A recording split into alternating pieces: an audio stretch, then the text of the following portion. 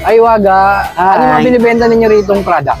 Okay. Meron kami tinatawag na Paris Overload. Alin dyan yung Paris Ito Overload? siya. Paris Overload, lechong kawali, tsaka bulaklak.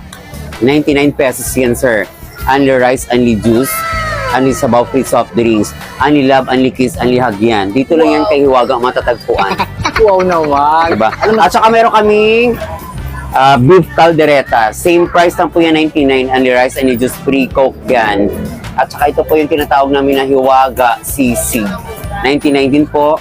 Ito po yung Chaka Ken na tinatawag. Chaka Ken. Chaka Ken, Anong kakaiba rito sa Chaka Ken? Bakit natawag na Chaka Ken? alam mo kasi, kaya tinawag siya na Chaka Ken. Diba pag sinabing Chaka, pangit. Pero pag ito tinikman mo ang Chaka Ken Joy ko, ibang-iba. Juicy, masarap, malinamnam. Ano mas masarap? Yung kay Diwata na Seek and Joy o yung ano? Yung Chaka Ken? Same lang